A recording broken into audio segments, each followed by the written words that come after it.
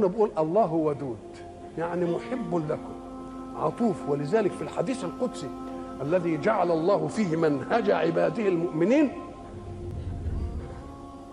يقول الله عز وجل: يا ابن آدم لا تخافن من ذي سلطان ما دام سلطاني باقيا، وسلطاني لا ينفد أبدا. يا ابن آدم لا تخشى من ضيق الرزق، وخزائني ملآنة وخزائني لا تنفد أبدا. يا ابن آدم خلقتك للعبادة فلا تلعب، وضمنت لك رزقك فلا تتعب. اوعى تفتكر تتعب يعني بجوارحك، تتعب بقلبك وتنشغل به. انت الجوارح تعمل والقلوب تتوكل.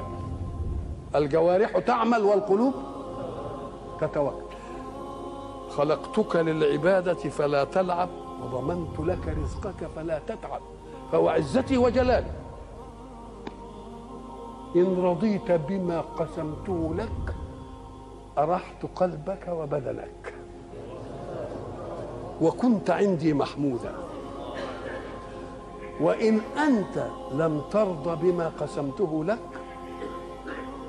فوعزتي وجلالي لأسلطن عليك الدنيا تركض فيها ركض الوحوش في البرية، ثم لا يكون لك منها إلا ما قسمته لك. يا ابن آدم خلقت السماوات والأرض ولم أعي بخلقهن، أيعيني رغيف عيش أسوقه لك؟ يا ابن آدم لا تسألني رزق غد كما لم أطلب منك عمل غد. يا ابن آدم